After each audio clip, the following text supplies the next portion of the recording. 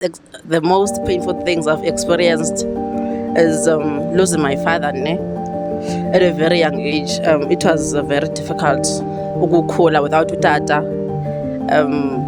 Umama osengo okunzima ukwenza izinto yedwa without i-father figure ekhaya.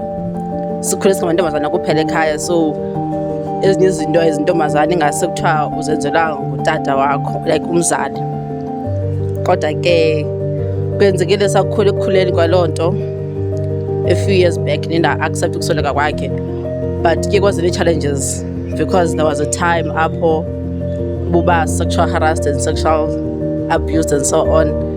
Bufila as if utata bekhona ngoba bekuzoba easy uba yena to handle loo nto okanye to go kuloo pain ubuyifeyisa naye kanye nawe.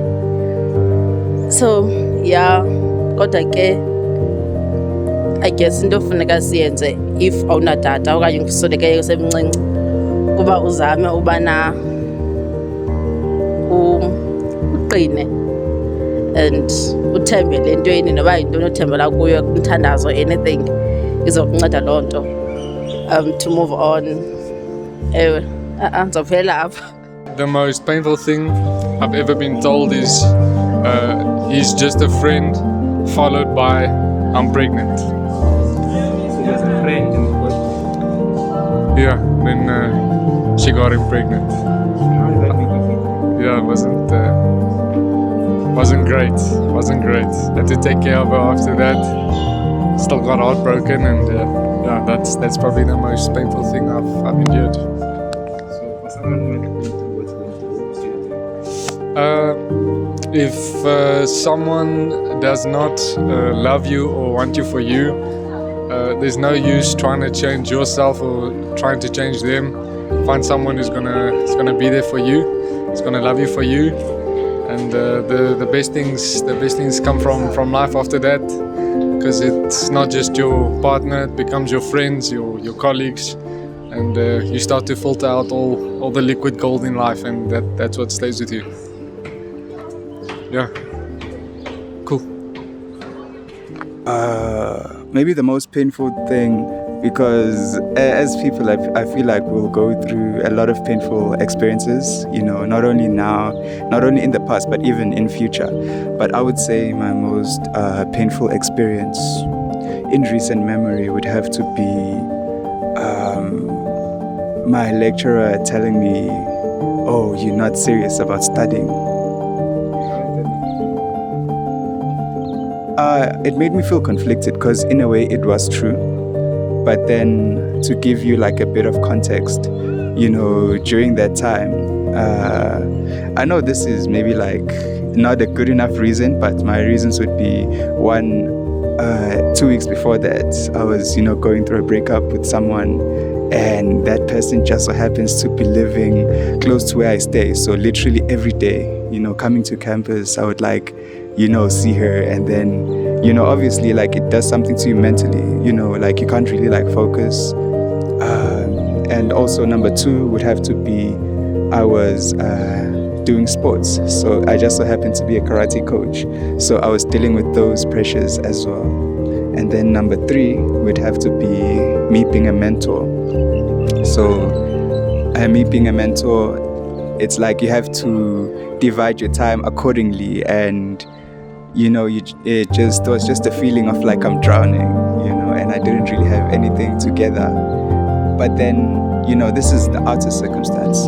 But then if you look deep down, it's like, obviously there is something, within you, within your spirit that says, oh no, like you can do better. Like, why don't you, like you can do better than this. Like, yourself, you know what you're capable of as a person. And so, yeah, the reason why from my lecturer that was so, painful and maybe like true was because it was a wake-up call, to say that, hey, you got potential, like you can actually do much more, than you think you can, so it was kind of like painful to see, that I've allowed myself, I've let myself go to that point where even, my academics, are suffering. So during that time, that was a truly painful experience for me.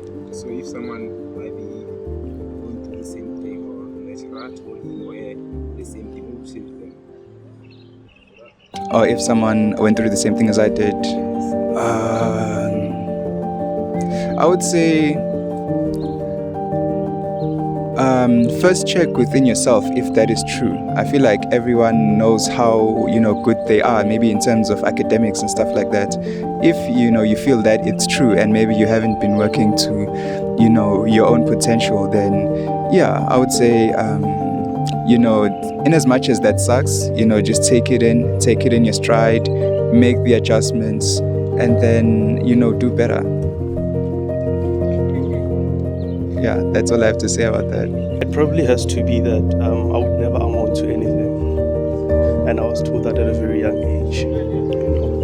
So I think that takes the cup. Well, at first, when it was told to me, it didn't really click because I was at a young age. But the person who told me that kept reminding me. So as I got older, those words that begin to have a definition. So yeah, it made me feel sad. But now, I think I'm over it. Yeah, I'd like to think I'm over it. I would like to think I'm over it. To someone who has had the same problem. It's not easy. Work on yourself. Work on yourself. Yeah, that's all I can say. Work on yourself. I've experienced a lot, but because I don't give a fuck, I really don't. I'd say the most painful thing that I've experienced was losing my grandmother, like in 2020. Like it's still stuck with me till today. Like it was a very painful experience. Like, that feeling where like that one woman who's superwoman that you've experienced like at her element. Like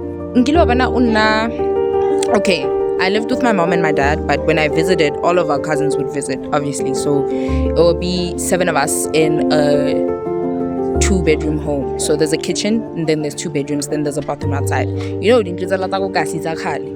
So my grandmother, in her 80s, late 80s, she will washing for everybody.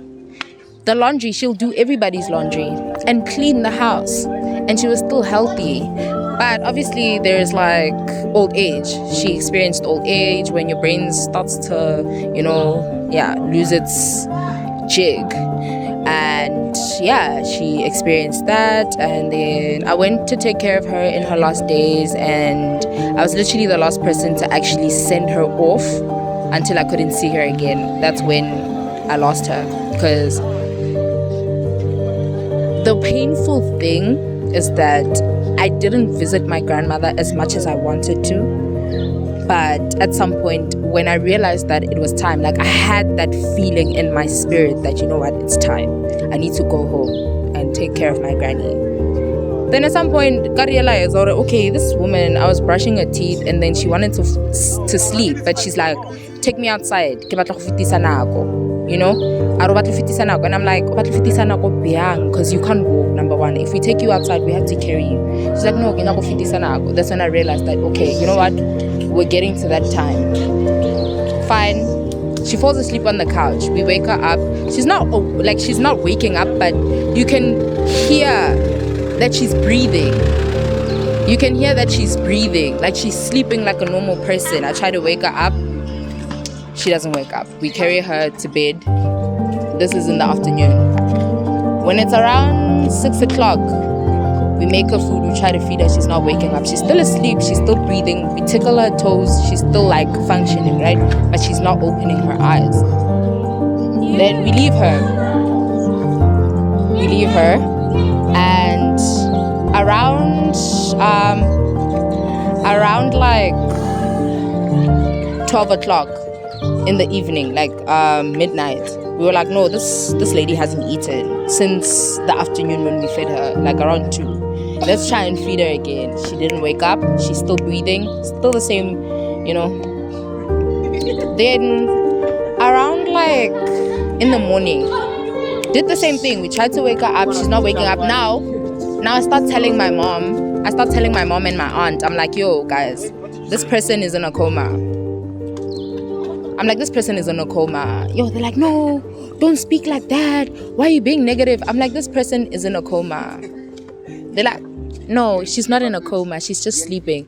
I'm like, how is it possible for someone to sleep for so long and not eat? How is it possible for someone to sleep for so long and not eat? This person is in a coma. Call the ambulance. Now it gets to 6 o'clock in the evening. That's when they realize that it's time to call the ambulance because this person has not waken up. But she's breathing. And when you tickle her toes, she's functioning like a normal person. We call the ambulance. Once we call the ambulance, it becomes a situation whereby the ambulance does all that they can do. Like the paramedics, they do all that they can do. They open her eyes. They see when they open her eyes, there's no eye function, like there's no movement. They're like, no, this person is actually like unconscious. And at that moment, that's when they were like, okay, she is in a coma, we have to take her. Now they asked me to help them carry her onto that gurney thing. I don't know what they call it in South Africa, but I know it's called a gurney. And then we carried her out.